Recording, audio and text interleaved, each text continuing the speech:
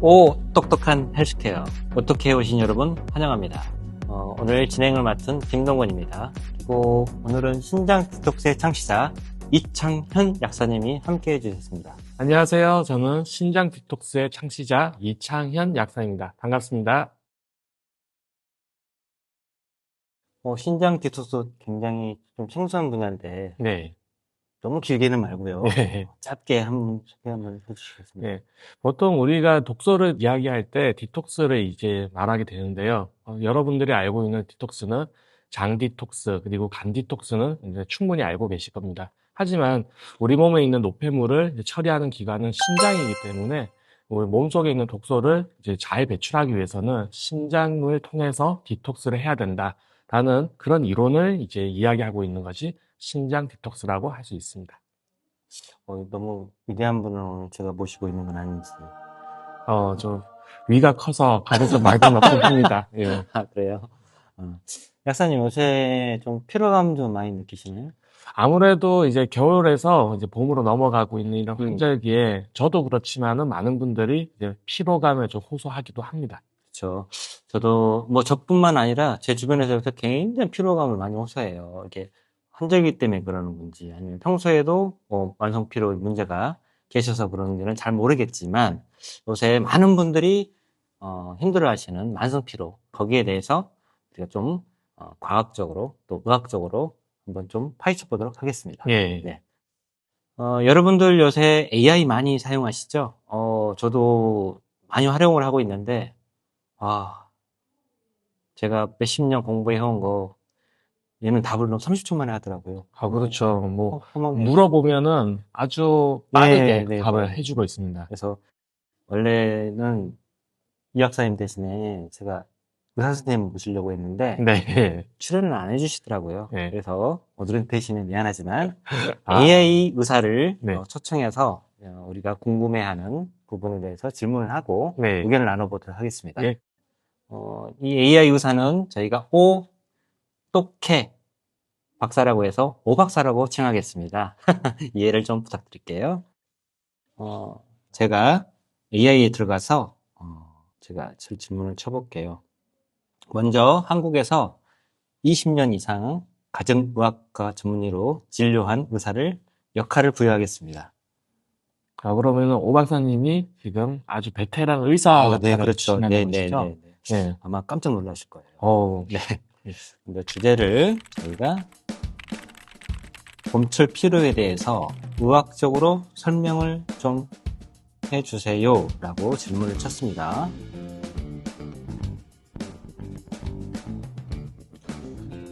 네, 역시 똑똑한 오 박사님이네요. 의학적으로 좀 설명이 가능한 네. 봄철 만성 피로에 대해서 자세히 아주 설명해 주셨어요. 정말 대단합니다. 질문한 지 아주 짧은 시간 만에 바로 답변이 나옵니다. 그러니까요. 네. 무섭네요. 약사님 이제 필요 없는 거 아닙니까? 아무래도 이제 이런 지식적인 측면에서는 저한테 물어보는 것보다 AI에게 물어보는 게 더 빠를 수도 있겠지만 아직까지는 이런 답변들에 대한 어떤 전문적인 해석 그리고 이제 이 답변들이 이제 거짓인지 또는 진실인지에 대한 판단들이 하기 위해서는 아직까지는 전문가의 역할이 필요하다라고 생각합니다. 네. 우리 오 박사님이 내주신 의견을 좀 요약하면은 봄철 만성 피로는 호르몬의 변화, 자율신경계의 혼란, 그리고 일부 영양의 결핍 등이 원인이 될 수 있고 이를 잘 조절해야만 만성 피로를 줄일 수 있다라는 결론을 주셨어요.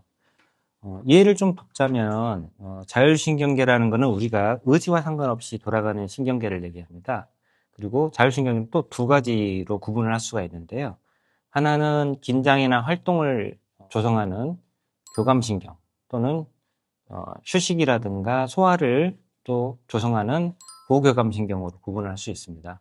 그러니까 쉽게 얘기하면 우리가 밥 먹고 굉장히 졸리잖아요. 이럴 때는 보교감신경.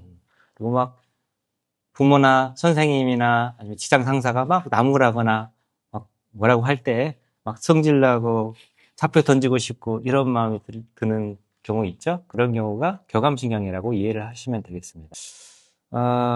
실제로 가을이나 겨울로 넘어갈 때, 또 겨울에서 봄으로 넘어갈 네. 때 많은 에너지들이 소비가 돼요. 네, 그렇습니다. 네, 에너지가 많이 소비가 되는데 평소보다 많이 소비가 되기 때문에 우리가 일반적으로 준비를 하고 있지 않으면 에너지 고갈이 좀 빨리 일어나겠죠.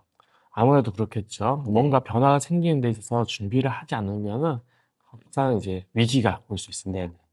그런 상황에서 저희가 흔히 얘기하는 만성피로 같은 증상들이 나타날 수도 있고, 실제로 주변에서 경험들을 한 번씩 하셨는지 모르겠는데, 한절기, 그러니까 가을에서 겨울로, 겨울에서 봄으로 넘어가는 시기에 네. 중대한 질환이라든가 문제가 계신 분들이 많이 돌아가시기도 하시죠. 그렇습니다. 보통 이제 관찰해 보면은 그 환절기 때 보면은 좀 면역력이 떨어지신 분들이 네. 문제가 생기는 경우들이 상당히 많고요. 음. 그리고 뭐 지금도 자주, 그러니까 평상시보다 더 자주 이제 부고 문자가 오는 아, 경우들이 네네. 많습니다. 네네. 그러면 약사님, 이러한 에너지 관점과 더불어서 네. 실제로 이제 세포 수준에서는 네. 좀 어떤 변화가 우리가 인식하지 못하더라도 일어나고 있는지 오늘 약사님한테 한번 여쭤보고 싶었는데 네. 설명을 좀 해주실 수 있겠습니까? 네. 물론 이제 아까 우리 오 박사님이 설명을 잘 해주셨는데요. 그리고 이제 김동구 박사님께서도 또 설명해 주셨듯이, 봄철 같은 이런 환경에서는 우리가 에너지 소모가 많아지게 돼 있습니다. 그리고 이 에너지라는 것은 세포 안에 있는 그 미토콘드리아는 분장해서 ATP라는 에너지를 이제 만들게 되어 있는데요. 에너지의 소모가 많다라는 것은 에너지를 더 많이 만들어야 되고, 또 그 많이 만든 에너지를 또 써야 됩니다. 이런 과정에서 우리가 이제 대사산물이라는 찌꺼기들이 많이 생기게 되고, 그러한 것들이 몸에 축적이 됐을 때 아무래도 우리는 피로감을 더 많이 느낀다라고 네. 그렇게 볼 수가 있습니다. 음. 그러면은 이제 저는 약학적인 얘기를 이제 드렸고요. 네. 만약에 이제 제가 알기로는 우리 김동구 박사님도 AK 전문가신데, AK적인 관점에서는 만성 피로에 대해서는 어떻게 생각하십니까? 네. 아주 좋은 질문이신데요. AK 응용근 신경에서는 피로를 단순히 뭐 힘이 빠진 느낌 이런 걸로 보지는 않습니다. 그래서 쉽게 아주 설명을 드리면, 우리가 몸에 잘 돌아가려면 에너지를 잘 전달해야 되잖아요. 그렇죠. 네. 어떤 이유로 해서 에너지가 잘 전달되지 않는 그런 뭐 차단이 되었다고 표현해도 좋을 것 같아요. 그런 상태가 이게 만성피로 상태라고 AK에서는 이해를 하고 있습니다. AK에서는 크게 건강을 세 가지 구조로 봅니다. 하나는 뭐 뼈와 근육이나 장기 같은 구조적인, 네. 그리고 몸의 호르몬이라든가 신경 전달 물질 같은 화학적인, 그다음에 우리가 정신, 스트레스 같은 멘탈적인 네. 요소를 이 세 가지로 구분해 놓고 보는데, 이 세 축이 항상 균형이 맞춘 상태에 있을 때 우리가 건강하다라고 하는데, 네. 특히 봄철에는 어떤 이유로든 이 세 구조 중에 하나가 무너지기가 쉽겠죠. 그럴 수 있겠네요. 네, 그래서 건강에 조금 문제가 생길 수도 있고, 이게 첫 징후로 만성피로와 같은 걸로 네. 나타날 수가 있습니다. 그렇다면은 이제 만성 피로는 몸에 어떤 큰 문제가 생기기 전에 나타날 수 있는 어떤 먼저 그렇죠. 증상이다. 네네네. 네. 만성피로 자체가 질병이라기보다는 네. 질병으로 가는 과정에 있는 어떤 좀 이정표? 말씀하신 대로? 시작점? 네네네. 네. 그렇게 표현을 하면 좀 이해가 쉬울 것 같네요. 네, 저도 그렇게 생각합니다. 네네. 네. 그리고 AK에서는 또 이 세 가지 구조의 문제를 봤을 때, 봄철이 되면 특히 날씨가 오락가락 하잖아요. 네. 그럼 자세가 좀 무너지게 돼 있어요. 그래서 아주 좀 해부학적으로 봤을 때 경추 1번이나 흉추 4번 사이에 흐름이 좀 막히면은 장기에 에너지가 잘 신호가 전달이 되지 않는 네. 걸로 파악을 합니다. 그래서 특히 동양의학에서는 봄을 간의 계절이라고 하거든요. 그렇죠. 네, 간. 그리고 또 봄이 되면 뭐 꽃가루니 미세먼지니 여러 가지 알러지 물질 때문에 간이 해독 작용을 많이 해야 되는 상황이 벌어지잖아요. 네. 간이 굉장히 피로해지는 거죠. 맞습니다. AK에서는 그거를 뭐 대흉근 흉골지라든가 낙엽뼈에 있는 능형근이라든가의 근육 검사를 통해서 이상을 감지하기도 합니다. 네.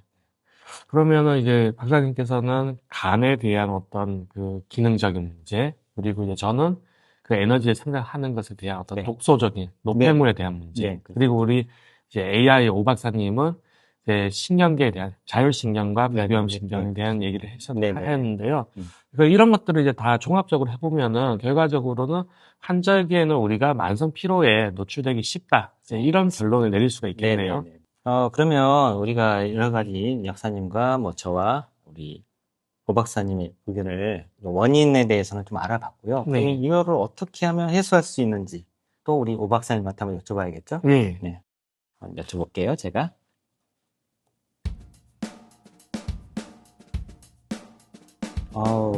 우리 또 오 박사님이 명쾌한 답을 주셨어요. 실제로 뭐 수면 패턴 개선, 균형 잡힌 식사, 가벼운 운동, 스트레스 관리, 수분 섭취, 알레르기 관리, 의료적 점검 이런 여러 가지 의견을 종합해 네, 주셨는데 맞습니다. 저희 의견과 거의 일치하는 것 같아요. 참 좋은 의견이에요. 네, 뭐 네. 이렇게 피로를 이제 없애기 위해서는 어떻게 해야 되는지에 대한 어떤 행동 습관이라든지 그런 교정에 대한 이야기를 주셨는데, 사실 이제 저는 이러한 이야기들을 지키면서 할 수 있는 사람이 과연 그렇죠. 많을 것인가에 대한 의문은 좀 있습니다. 저도 못합니다. 그리고 약사님께 하나 더 여쭙고 싶은 게 있는데 네. 원인이나 해결책에 보면 자꾸 비타민 D 이야기가 많이 나와요. 네.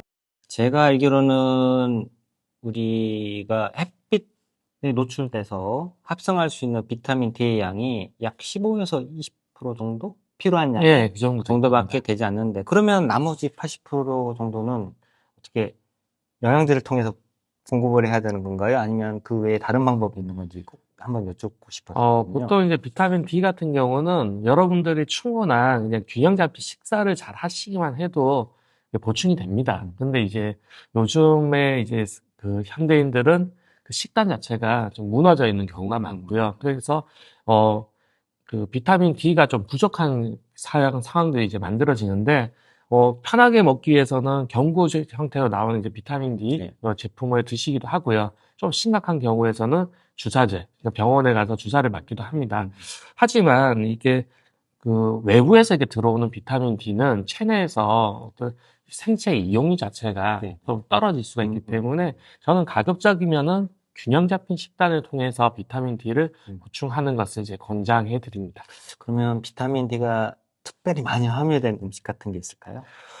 비타민 D가 뭐 딱 많이 들어있다. 이때 이제 규정하기가 사실은 뭐 모든 제품들이 사실은 다 그런 영양소도 다 들어있습니다. 그래서 어떤 걸 하나 먹어라 하고 하면은 이제 여러분들 또 그것이 막 너무 좋은 거다. 이런 그렇죠. 정보의 오류가 있을 수 있기 때문에 뭐 제가 어떤 제품을 드세요라기보다는 입맛을 가리지 마시고요. 뭐 이게 균형 잡힌 식단. 근데 여기서 이야기하는 균형 잡힌 식단이라는 게 뭐냐? 제철 음식을 얘기합니다. 그렇죠. 그래서 제철 음식에는 그때 필요한 영양소들이 충분히 들어오기 때문에 제철 음식을 잘 먹자. 이렇게 얘기할 수 있겠습니다. 자연의 인치라는 게 참 그렇군요. 그 외에도 우리가 만성 피로를 해소하기 위해서 네. 약사님이 꼭 추천하시는 특별한 방법이라도 계실까요? 사실 이제 약사 입장에서 이야기를 하자면은 만성 피로에 도움이 되는 그러니까 여러 가지 영양제들을 얘기할 수가 있을 것입니다. 하지만 저는 영양제를 통해 가지고 이제 우리가 몸이 좋아지는 피로가 풀리는 것보다는 피로가 쌓이게 되는 이유 자체를 좀 이제 해결하는 것이 더 중요하다라고 생각하기 때문에 피로감을 느낄 때는 충분한 휴식을 취해주는 것이 가장 좋은 방법이지 않을까 그렇게 생각을 하고 있습니다. 네, 그렇군요. 좋은 의견 감사합니다. 네, 감사합니다. 저는 봄철이 되면 특히 좀 호흡을 강조해요. 호흡이요? 특히 환경음악을 이용한 큰 호흡을 좀 강조하는데 아까 오 박사님도 말씀하셨듯이 자율신경이 조금 많이 흐트러진다고 말씀드렸잖아요. 네. 그래서 우리가 흔히 하는 호흡이지만 우리가 들여 마실 때는 교감신경이 관여를 하게 됩니다. 그렇겠죠? 네. 후 내쉴 때는 부교감신경이 관여를 하게 돼요. 우리가 한숨 쉰다 막 그런 말을 하는 게 자꾸 좀 늘어지고 네. 좀 처지고 할 때 한숨을 푹푹 쉬잖아요. 네. 그게 부교감신경이 계속 관여를 하고 있기 때문이거든요. 그래서 특히 자율신경이 좀 흐트러지긴 봄철에는 호흡법은 한 5초 정도 깊게 천천히 들이마시고 2초 정도 딱 멈췄다가 한 또 7초에 걸쳐서 천천히 호흡을 내쉬면은 부경감 신경이 조금 우위에 서면서 금세 편안함을 많이 느껴요. 그래서 봄철에는 뭐 운동이라든가 관리를 할 시간이 특별히 없으시다면 네. 호흡만으로도 충분히 조금 네. 자율신경을 조절할 수 있다. 어차피 우리는 24시간 계속 숨을 쉬고 있으니까 이제 박사님 얘기하셨던 그 호흡법을 통해 가지고 평상시에 조금 연습을 해주면은 네. 예, 긴장된 것이 상당히 많이 풀어지겠습니다. 아마 주위의 가족들이나 주변 지인분들 호흡하는 걸 잘 관찰해 보시면요. 특히 봄철에는 굉장히 짧게 들이마실 겁니다. 짧게 들이마시고, 내쉴 때도 짧게 내쉬고, 그렇게 호흡이 그러니까 한마디로 짧아진다는 거죠. 가파진다는 네. 거죠. 그렇게 되면 계속 교감신경이 항진되기 때문에 이런 호흡법 통해서도 자율신경을 조절할 수 있다. 또 하나의 제가 드리는 비법이라면 경락을 좀 마사지해 주는 게 좋은데요. 네. 특히 자막 그림으로 나가겠지만은 간경락인 태충혈, 그다음에 신장경락인 용천혈, 그다음에 비장경락인 삼음교혈을 자주 마사지해 주면 좋습니다. 또 숨겨진 비밀이 있는데요. 네. 우리 몸에서 생식기를 지나는 딱 두 가지 경락이 있어요. 네. 이게 하나가 간경락이고 하나는 신장경락입니다. 네. 그래서 남성들 같은 경우는 정력하고도 관련이 있겠죠. 그렇겠네요. 네네. 네. 그래서 이 세 경혈점들을 자극을 많이 해주면은 피로도 해소될 뿐만 아니라 굉장히 스태미나도 좋아지는 보수적인 효과도 있고, 또 이 간과 신장은 디톡스에 가장 또 큰 역할을 하는 장기 네, 않습니까? 그래서 디톡스에도 조금 도움을 주는 혈자리가 네. 아닌가 생각을 합니다. 그러면 박사님이 얘기하셨던 부분을 제 식대로 좀 이해를 해보면은 결과적으로는 그 막혀있던 어떤 경락들을 풀어줘서 순환을 좋게 해주고, 또 순환이 좋아지면은 그 안에 있던 노폐물들의 이동도 편해지면서 배출도 용이해질 수가 있고, 역시 결과적으로는 이게 만성 피로를 이제 푸는데 다 같이 도움이 된다. 뭐 이렇게 이제 저는 이해를 하겠습니다. 아직까지는 AI 선생님보다는 낫네요. 이렇게 해석해 주시는 거 보니까. 네, 감사합니다. 결론적으로 봄철 만성 피로는 단지 피로가 아니라 우리 몸이 보내는 경고 신호일 수 있다. 질병으로 가는 중간 좀 이정표 같은 걸 수도 있다. 이렇게 이해하시면 좋겠고요. 봄이라고 무조건 막 활력이 넘치진 않습니다. 우리가 이럴 때일수록 몸을 좀 더 세세하게 정밀하게 보고 관찰을 하고 관리를 해야 네. 건강을 쭉 유지해 갈 수 있다. 이 점을 강조드리면서 시청자들께 따로 하실 말씀 있으신가요? 제가 강조하고 싶은 건 딱 한 가지입니다. 그냥 제 차례에 맞게끔 여러분들이 음식 잘 드시고 충분한 휴식을 취해주시면 좋다. 네. 오늘도 어떻게와 함께 똑똑한 건강 이야기를 좀 나눠봤는데요. 여러분의 만성 피로 무조건 무작정 쉬고 먹는 것만 강조할 게 아니라 우리가 세세하게 관리를 하면은 언제든지 똑똑하고 건강하게 지낼 수 있다. 네. 앞으로도 오똑해랑 같이 해주실 거죠? 자, 그러면 다음 시간에 더 좋은 내용으로 찾아뵙겠습니다. 감사합니다. 네, 감사합니다. 수고하셨습니다. 아유, 힘들어. 수고하셨습니다. 근데 약사님 요새 피부가 예전보다 더 좋아하신 것 같아요. 저요? 빵빵해졌어. 빵빵이라는 게 좋은 뜻인가요?